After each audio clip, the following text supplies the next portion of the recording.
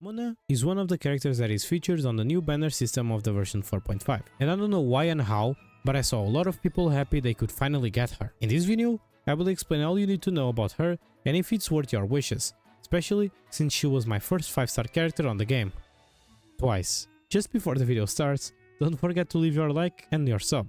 97% of you are not subscribed, and if you do it, you will not only see a cool animation, but it will also motivate me even more. Just like always, all my other links are on the description, and for those who want to support me even more, you can always become a member.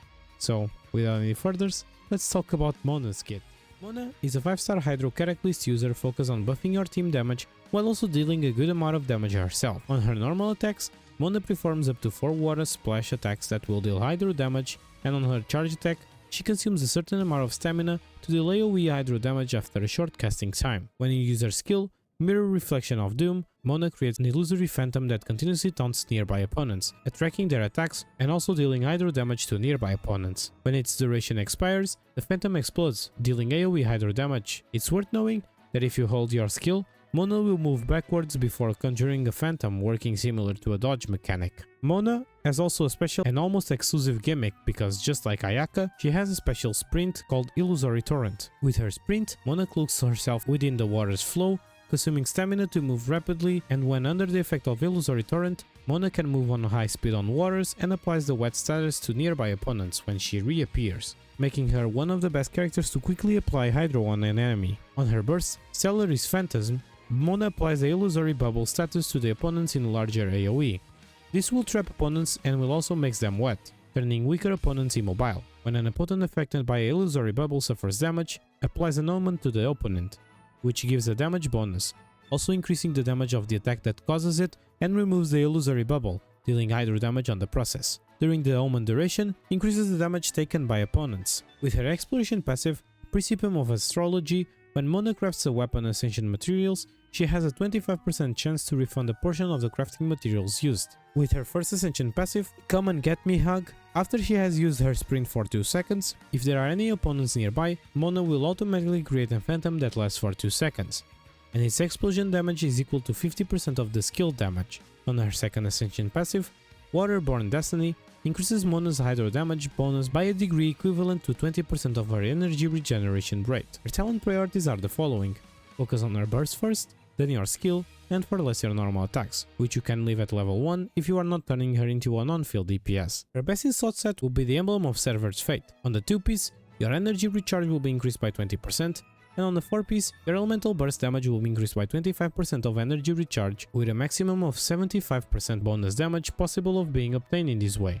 This set works wonders with Mona because you will be getting more energy to help you to get your burst faster, and also by buffing your Mona personal damage thanks to the 4-piece set and her own passive. Noblesse Oblige is also a good pick if no one on your team is using it. A 2-piece, your burst damage will be increased by 20%, and on the 4-piece, after using your burst, you will increase all party members' attack by 20% for 12 seconds, and this effect cannot stack, so it's only useful if no one on the team besides her is holding it.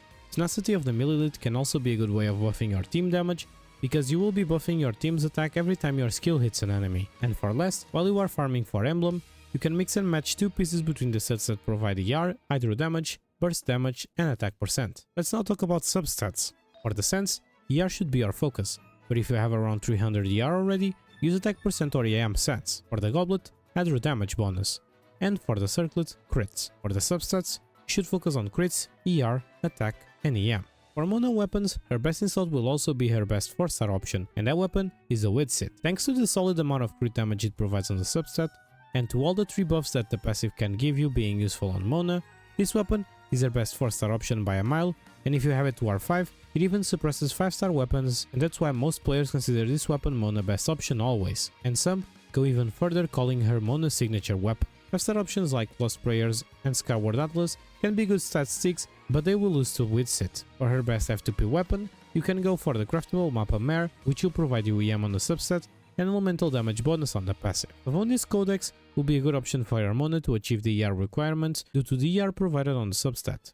And since Mona already wants crits on her build, you will not have difficulties proccing his passive. A good 3-star weapon that will allow you to buff your team even more is Thrilling Tales, since you will be buffing the attack of the next character taking the field by a massive amount. especially at high refinements. For Mona teams, she can fit in almost any team that needs a solid damage boost, even if she doesn't have elemental synergy with the team. So here are some of my suggestions. For a freeze team, pair her with Ayaka, Kazuha and Diona. For a vaporized team, pair her with Hutao, Shinkyu and Zhongli. For an electro charge team, pair her with Beidou, Fischl and Jin. For a duo hydro with Neuvillette, pair her with Neuvillette, Kazuha and a shielder or healer. Remember that you don't need to use Mona with teams that she has total synergy with. She can work as long as she can buff your damage with her burst and if she doesn't screw any reactions. Also, enjoy a quick showcase of my Neuvillette Mona team on the Abyss, try to have a quick idea of her gameplay. Into the wind, fallen leaves, adorn my hold that pose! Truth bomb! Decided by destiny! Settle down! Let the mighty be humble!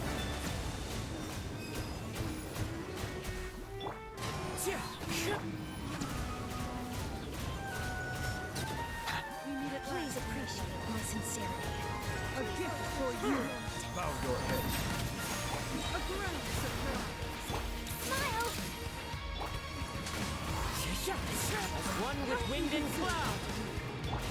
Hard-hitting fate is upon you! Settle down! The tides beckon.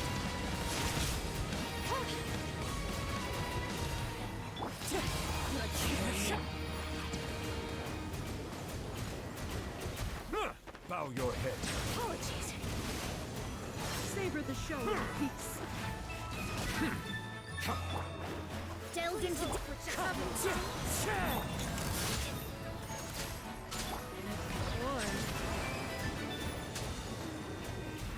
Wind strider! Let me scribe! Let my magic begin! Silence!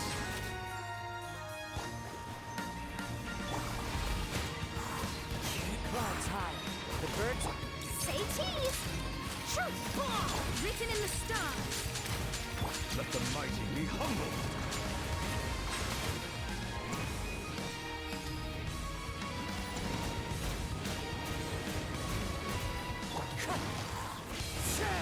Smile!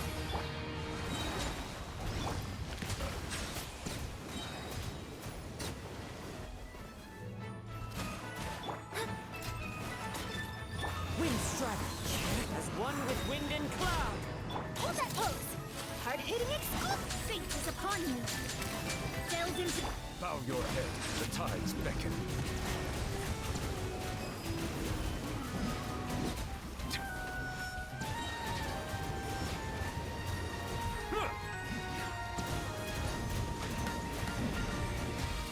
Settle down! Shadows of... Say cheese!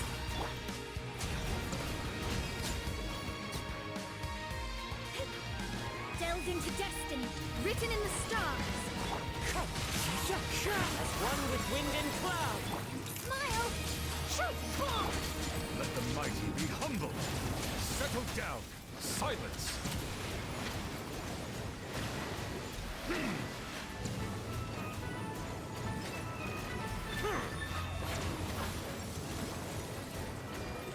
Bow your head. Shadows of fate, decided by destiny.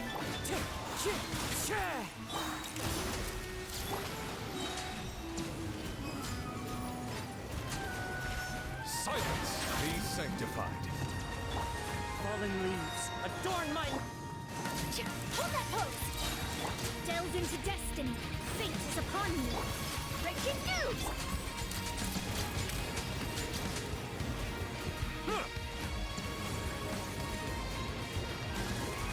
Settle down! Let me scry! The tides beckon.